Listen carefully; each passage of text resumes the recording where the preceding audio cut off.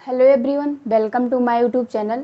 आज हम लोग इंडियन जियोग्राफी में भारत का एक परिचय चैप्टर में जो है हम लोग जानेंगे कि जम्बू द्वीप क्या है, राष्ट्रीय ध्वज क्या है, राष्ट्रीय गान क्या है, राष्ट्रीय गीत क्या है, राष्ट्रीय पशु क्या है और राष्ट्रीय पक्षी क्या है, राष्ट्रीय स्मारक क्या है और राष्ट्रीय वृक्ष क्या है, राष्ट्रीय फल क्या है, राष्ट्रीय पंचांग किसे कहते हैं और राष्ट्रीय मुद्रा क्या है और राष्ट्रीय नदी, राष्ट्रीय भाषा और राष्ट्रीय खेल के बारे में जानेंगे।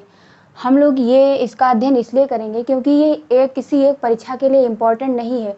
ये जितनी भी परीक्षाएं होती हैं गवर्नमेंट एग्जाम की, उसमें ये इसमें से एक दो क्वेश्चन पूछता ही है, क्योंकि हम लोग भारत देश के निवासी हैं, इसलिए इसमें से एक या दो हमेशा, मतलब कोई छोटी से लेकर और बड़ी जो एग्ज़ाम होते हैं उसमें से इसमें से एक दो क्वेश्चन हमेशा पूछता है। कहीं पूछ लेगा कि राष्ट्रीय गान जो है किसने लिखा और कि जो है ये किसके उपन्यास से लिया गया।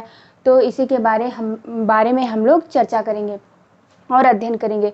तो अगर ये वीडियो आप लोग देख लेते हैं तो इसमें से एक दो नंबर आप लोग, ये जीएस के अंतर्गत आता है कि जो जीएस का पेपर होता है उसमें ये आता है। कोई भी परीक्षा हो, चाहे वो डीएलएड हो, डीएलएड का जो सामाजिक अध्ययन का पेपर होता है, जो सोशल साइंस का पेपर होता है 50 नंबर का, उसमें भी इम्पोर्टेंट है।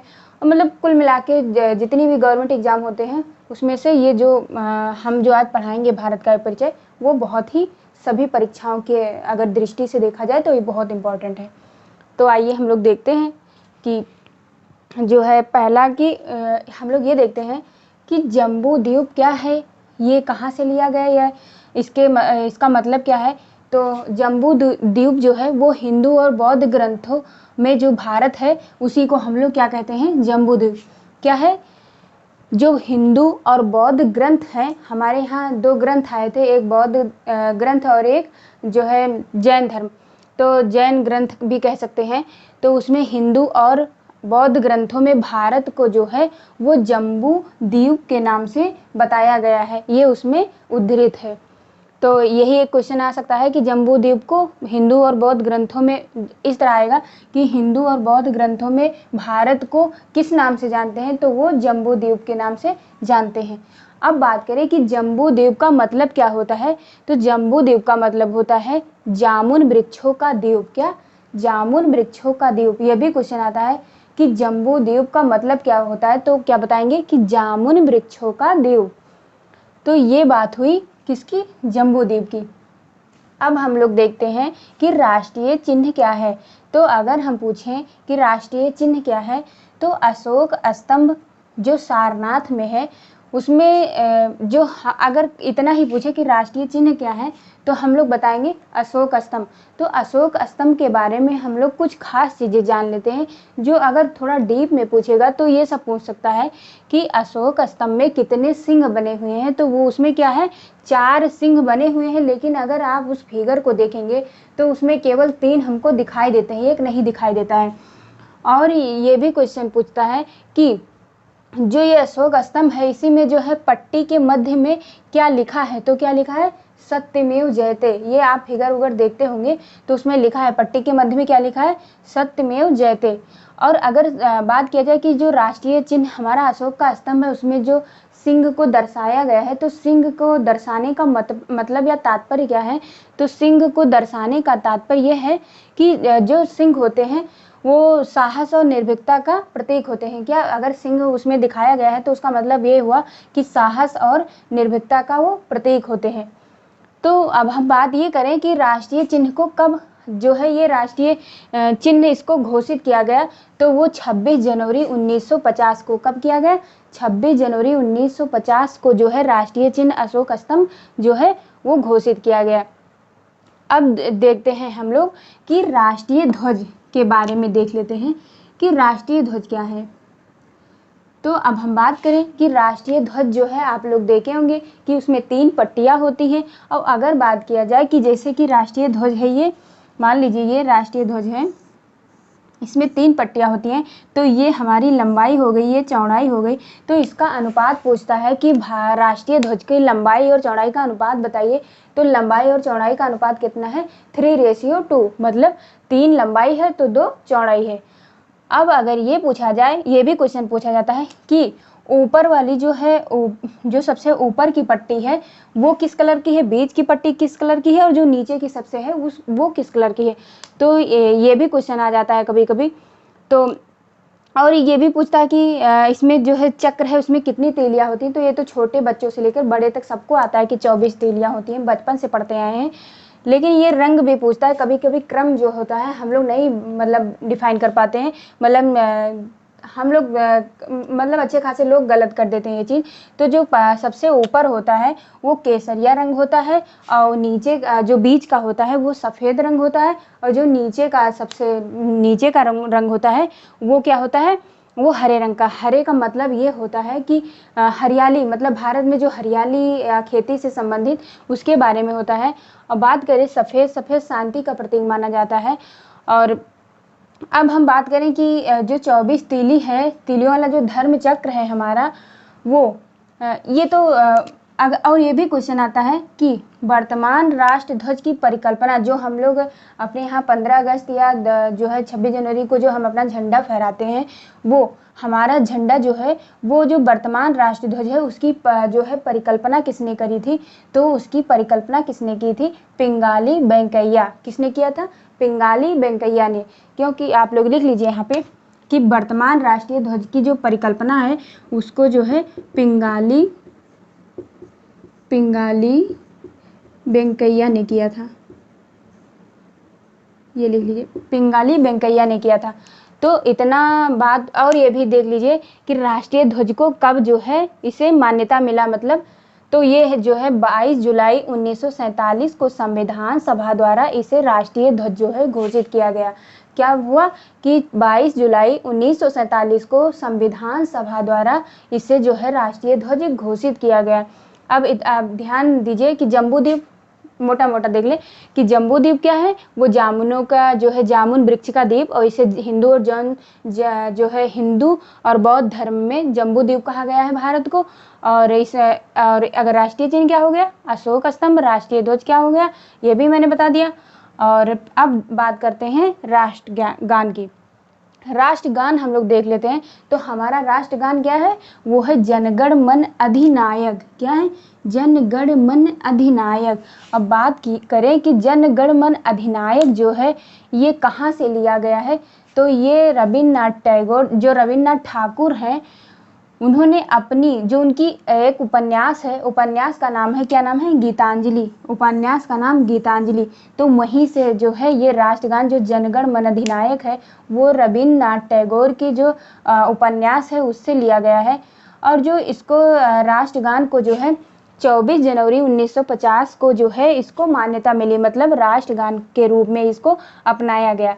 तो ये क्वेश्चन पूछता है कि राष्ट्रगान क्या है, तो वो तो सब लोग जानते हैं कि जनगण मन अधिनायक, लेकिन ये पूछता है कि ये कहाँ से लिया गया है। तो ये हमारे जो रविन्द्रनाथ ठाकुर हैं उनके एक उपन्यास है गीतांजलि, तो उसी से लिया गया है।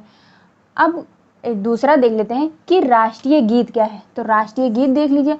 तो राष्ट्रीय गीत जो है वो हम वंदे मातरम को कहते हैं। किसको, वंदे मातरम। और बात मतलब ये क्वेश्चन आता है कि वंदे मातरम जो है वो मतलब कहाँ से लिया गया है, तो वो जो है बंकिम चंद्र चटर्जी का एक उपन्यास है आनंद मठ। क्या, एक जो है बंकिम चंद्र का एक उपन्यास है आनंद मठ। तो आनंद मठ से जो है ये राष्ट्रीय गीत जो वंदे मातरम है उसको लिया गया है। अब बात करें कि राष्ट्रीय गीत को कब अपनाया गया, तो वो भी 24 जनवरी 1950 को अपनाया गया। तो ये राष्ट्रीय गीत के बारे में हो गया। अब राष्ट्रीय पशु के बारे में बात करते हैं। तो राष्ट्रीय पशु जो है वो क्या है, बाघ है। राष्ट्रीय पशु बाघ है। और राष्ट्रीय पशु जो बाघ है उसको एक और नाम से जानते हैं, क्या, शेर ए मैसूर। तो ये कभी कभी जब डीप में जाके पूछता है तो पूछ लेता है कि जो राष्ट्रीय पशु हमारा बाघ है उसे किस और नाम से जानते हैं, तो वो क्या नाम जानते हैं, शेर ए मैसूर। यहाँ पे लिख लीजिए अगर कोई दिक्कत हो तो, शेर ए मैसूर। जो बाघ को एक और नाम से जानते हैं, शेर ए मैसूर। ये तो शेर ए मैसूर हो गया।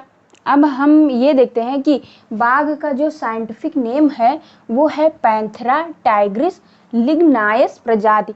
मतलब इसको पैंथेरा टाइग्रिस कहते हैं। और ये किस प्रजाति का है, वो है पैंथेरा टाइग्रिस जो है पैंथेरा टाइग्रिस लिग्नाइस प्रजाति का है। और जो टोटल प्रजातियां पाई जाती हैं बाकी वो 8 प्रजातियां होती हैं, जिसमें से जो हमारे यहाँ टाइगर भारत में पाया जाता है वो रॉयल प्रजाति का पाया जाता है। किसमें? रॉयल प्रजाति का पाया जाता है। और अगर बात करें कि जो राष्ट्रीय पशु जो बाघ है, जिसे हम शेर या मैसूर कहते हैं, ये जो है इनके संरक्षण के लिए, मतलब इनके जो है बचाव के लिए, क्योंकि भारत में जो है बाघों की संख्या बहुत कम होती जा रही थी। लेकिन अब बात करें तो जो सरकार का जो कार्य है वो बहुत सराहनीय है। मतलब इन संरक्षण की वजह से ये देखा गया है कि भारत में बाघों की संख्या बहुत अधिक बढ़ी है। अभी जो बाघ संरक्षण अधिनियम का जो भी नया मुद्दा आया था उस 2-3 महीने पहले, उसमें बाघों की बहुत ज़्यादा संख्या जो है दर्शाया गया था। और जो है भारत में जो मध्य प्रदेश में और एक जगह है जहाँ पे बाघों की संख्या बहुत अधिक पाई जाती है। तो ये भी क्वेश्चन पूछता है कि बाघ का जब एक एक जानवर के जो इम्पोर्टेंट है उसको जो पढ़ाएंगे तो हम अलग से बताएंगे बहुत सारा, लेकिन जो यहाँ पे इम्पोर्टेंट है उतना ही पढ़ेंगे। तो जो राष्ट्रीय पशु जो हो गया वो 8 प्रजातियों में से जो हमारे भारत में है वो रॉयल प्रजाति है। और बाघ संरक्षण अधिनियम कब बनाया गया था? 1973 में। कब बनाया गया था? बाघ संरक्षण अधिनियम 1973 को जो है बनाया गया था। अब दूसरा देख लीजिए कि राष्ट्रीय पक्षी क्या है। राष्ट्रीय पक्षी जो है हमारे यहाँ जो हमारा राष्ट्रीय पक्षी है वो क्या है? मोर। मोर का जो है साइंटिफिक नेम जो है वो पाओ क्रिस्टेटस है। क्या है? पाओ क्रिस्टेटस। जान गए कि मोर है, मोर जो है वो भगवान कार्तिकेय का जो है वाहन है। और ये मोर जो है वो बहुत खूबसूरत होते हैं और नृत्य के लिए ये जाने जाते हैं। अब राष्ट्रीय जलीय जीव की बारे में बात करें तो राष्ट्रीय जलीय जीव जो है वो गंगा डॉल्फिन है। इसका नाम गंगा डॉल्फिन क्यों पड़ा? क्योंकि गंगा में ये जो डॉल्फिन है ये पाई जाती है। और जो है 2009 में इसे जलीय जीव घोषित किया गया था। और बात करें कि ये गंगा नदी में पाई जाती है, लेकिन गंगा नदी का जो पानी है उसको जो है शुद्ध करने में ये सहायक होती है।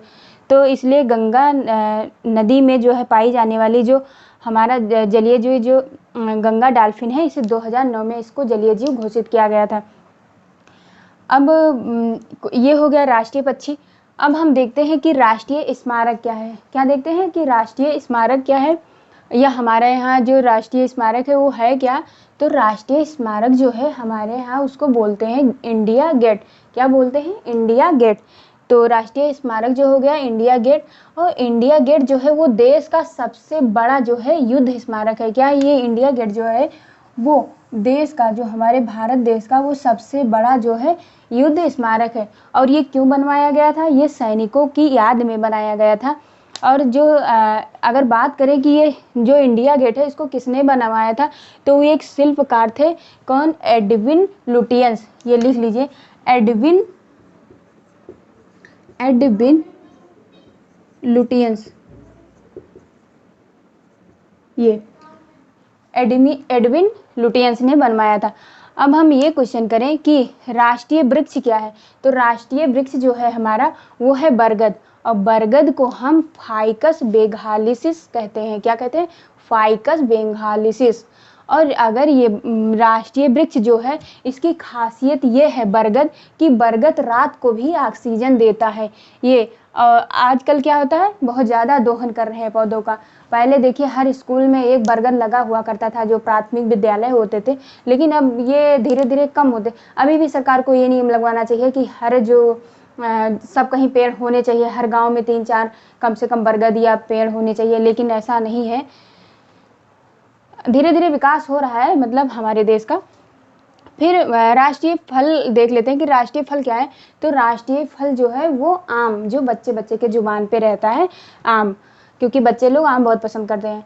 तो राष्ट्रीय फल जो है वो आम है। आम का जो साइंटिफिक नेम है वो है मैग्नीफेरा इंडिका। क्या नाम है? आम का जो है साइंटिफिक नेम है मैग्नीफेरा इंडिका। और मैग्नीफेरा इंडिका है आम। आम में क्या क्या पाया जाता है? आम में विटामिन ए पाया जाता है, विटामिन सी पाया जाता है, विटामिन डी क्या पाया जाता है? ये भी क्वेश्चन पूछ सकता है कि आम में क्या क्या पाया जाता है। तो विटामिन ए, विटामिन सी और विटामिन डी पाया जाता है। अब हम राष्ट्रीय पंचांग के बारे में पढ़ते हैं। राष्ट्रीय पंचांग जो है वो क्या है? वो शक संवत को राष्ट्रीय पंचांग बनाया गया था। क्या? शक संवत को राष्ट्रीय पंचांग बनाया गया था, जो ग्रेगोरियन कैलेंडर के साथ साथ देश भर के शक संवत पर आधारित राष्ट्रीय पंचांग, जिसका जो पहला महीना होता है वो चैत्र होता है, और जो उसका दूसरा महीना होता है वो जो सबसे अंतिम महीना होता है वो क्या होता है, लिख लीजिए यहाँ पे। सबसे अंतिम महीना क्या होता है, फाल्गुन। पहला क्या होता है, चैत्र, और जो अंतिम उसका सबसे महीना होता है वो होता है फाल्गुन। और राष्ट्रीय पंचांग जो है इसको कब अपनाया गया था, इसको अपनाया गया था 22 मार्च 1957 को। कब अपनाया गया था, 22 मार्च 1957 ईस्वी को। भारतीय राष्ट्रीय पंचांग को जो है जो अपनाया गया वो किस पे आधारित है, जो शक संवत पर आधारित है। तो ये बात हुई राष्ट्रीय पंचांग की। अब हम बात करते हैं राष्ट्रीय मुद्रा। राष्ट्रीय मुद्रा क्या है, राष्ट्रीय मुद्रा है जो है चिन्ह है, ये जो रुपया है ये इसका ऐसे चिन्ह होता है। तो राष्ट्रीय मुद्रा क्या हो गया, रुपया।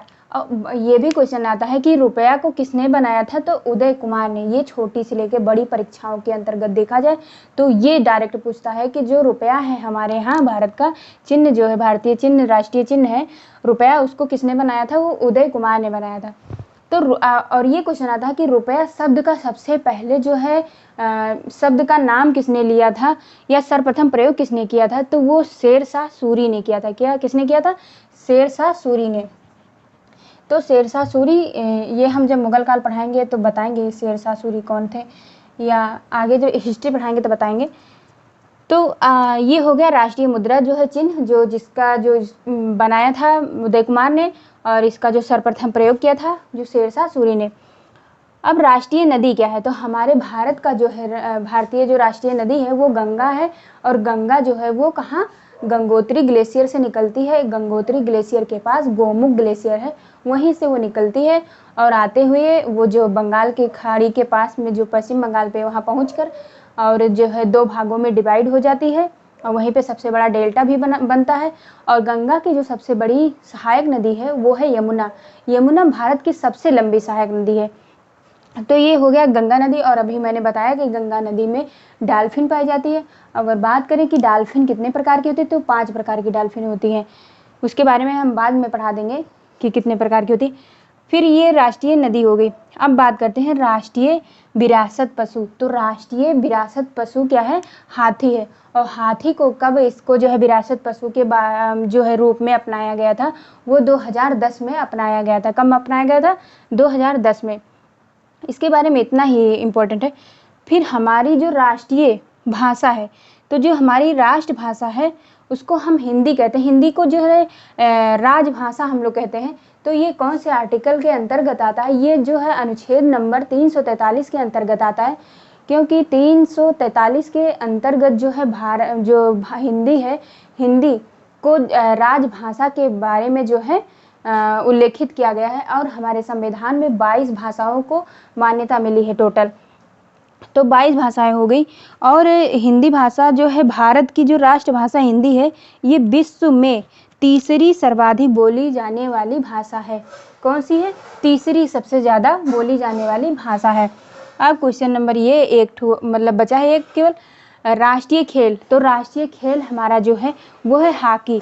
और हॉकी जो है राष्ट्रीय खेल, उसमें ये कहा जाता है कि 1928 से लेकर 1956 तक जो है हॉकी का स्वर्णिम काल कहा जाता है। कब, 1928 से लेकर 1956 तक हॉकी का जो है स्वर्णिम काल कहा जाता है। आप लोग कमेंट बॉक्स में ये क्वेश्चन का बताएंगे कि जो है हॉकी का जादूगर किसे कहते हैं और हॉकी दिवस कब मनाया जाता है। ये बहुत इंपॉर्टेंट है। और हॉकी के जो जादूगर हैं वो हमारे लिए प्रेरणा का कार्य करते हैं। तो आप लोग कमेंट बॉक्स में ज़रूर बताएंगे। अब जितना हम लोगों ने पढ़ा उसके बारे में देख लेते हैं एक बार फिर से, कि बात करें कि जम्बूद्वीप क्या है। तो जम्बूद्वीप को जो है मतलब हिंदू और बौद्ध ग्रंथों में क्या कहा गया है, जम्बूद्वीप भारत को। और जम्बूद्वीप जो है वो उसका शाब्दिक अर्थ क्या होता है, वो जामुन वृक्षों का द्वीप, ये कहा गया है। और राष्ट्रीय चिन्ह क्या है, अशोक स्तंभ। उसमें 4 सिंह होते हैं, जो हमें 3 दिखाई देते हैं और 1 नहीं दिखाई देता है। और ये किसके प्रतीक है, साहस और निर्भीकता के प्रतीक है। राष्ट्रीय ध्वज क्या हो गया, ये भी मैंने बताया। राष्ट्रीय ध्वज जो हो गया, इसमें जो है इसकी लंबाई चौड़ाई कितनी है, 3:2। इसमें 3 पट्टियाँ होती हैं, पहली केसरिया और सफ़ेद, फिर नीचे वाला हरा हो गया। और जो राष्ट्रगान है वो जनगण मन अधिनायक है, वो कहाँ से लिया गया है, वो जो है रविन्द्रनाथ ठाकुर के जो उपन्यास है गीतांजलि से लिया गया है। और राष्ट्रीय गीत क्या है? वंदे मातरम। ये कहाँ से लिया गया है? बंकिम चंद्र चटर्जी के उपन्यास आनंदमठ से लिया गया है। राष्ट्रीय पशु क्या हो गया? बाघ। बाघ जो है उसको शेर या मैसूर के नाम से जाना जाता है। ये 8 प्रजातियों, बाघ की जो 8 प्रजातियाँ होती है उसमें से रायल प्रजाति हमारे भारत में पाई जाती है। और बाघ संरक्षण अधिनियम 1973 में बनाया गया था। सर्वाधिक बाघों की संख्या जो है वो मध्य प्रदेश में है। और राष्ट्रीय पक्षी क्या हो गया? मोर। मोर का जो है साइंटिफिक नाम पाओ क्रिस्टेसस है। और जो राष्ट्रीय पक्षी है इसको हम भगवान कार्तिकेय का वाहन मानते हैं। और जो इतना हो गया। और राष्ट्रीय पक्षी हो गया। और जो मोर है वो किसके लिए प्रसिद्ध है? वो नृत्य करने के लिए प्रसिद्ध है। राष्ट्रीय जलीय जीव किसे कहते हैं? तो गंगा डॉल्फिन को कहते हैं। गंगा डॉल्फिन जो है वो गंगा में नदी में पाई जाती है। और उसके जो गंगा नदी का जो हमारा जल है उसको जो है साफ करने में सहायक होती है। और जो राष्ट्रीय जलीय जीव है वो उसको कब जो है राष्ट्रीय जलीय जीव घोषित किया गया? तो 2009 में। अब इसके बाद में क्या आता है? राष्ट्रीय स्मारक तो है इंडिया गेट। इंडिया गेट जो है भारत का सबसे बड़ा युद्ध स्मारक है। और ये किस लिए बनाया गया था? ये सैनिकों की याद, जो हमारे सैनिक वीर सैनिक हैं जो शहीद हो गए हैं उनके लिए तो मेरे पास शब्द भी कम हैं, क्योंकि वो बहुत ही अपनी जान दे के और हम लोग की रक्षा करते हैं। तो उनकी याद में बनाया गया था। तो अगर बात करें कि राष्ट्रीय स्मारक जो इंडिया गेट बना था वो किसने जो है उसके शिल्पकार कौन थे? तो वो थे एडविन लुटियंस। और राष्ट्रीय वृक्ष क्या हो गया? बरगद। मैंने बताया कि ये रात में भी ऑक्सीजन देता है। और फिर राष्ट्रीय फल क्या हो गया? आम। आम जो है आम में कौन कौन सी विटामिन पाई जाती है? तो विटामिन ए, विटामिन सी और विटामिन डी। और राष्ट्रीय पंचांग क्या है? ये भी बताया कि शक संपद को जो है वो राष्ट्रीय पंचांग बनाया गया। राष्ट्रीय मुद्रा क्या है? चिन्ह जो इसका है रुपया, इसको किसने बनाया था? उदय कुमार ने बनाया था। और सर्वप्रथम प्रयोग रुपया का किसने किया था? वो शेरशाह सूरी ने किया था। और राष्ट्रीय नदी क्या? मैंने गंगा बता दी। राष्ट्रीय विरासत पशु हाथी को बताया मैंने। हाथी को जो है राष्ट्रीय विरासत पशु जो 2010 में अपनाया गया था। राष्ट्रीय भाषा मैंने बताया कि हिंदी जो राजभाषा है, ये आर्टिकल नंबर 343 में इसका उल्लेख किया गया है कि हमारी जो राजभाषा है वो हिंदी है। हिंदी जो है वो विश्व में 3रे नंबर की सबसे ज़्यादा बोली जाने वाली भाषा है। और राष्ट्रीय खेल क्या हो गया? हॉकी। हॉकी को मैंने बताया कि 1928 से लेकर 1956 तक जो है हॉकी का स्वर्णिम काल रहा। अब मैंने ये भी क्वेश्चन आपसे पूछा है कि हॉकी के जादूगर का नाम बताइए और हॉकी दिवस कब मनाया जाता है, ये आप लोग बताएंगे कमेंट बॉक्स में। और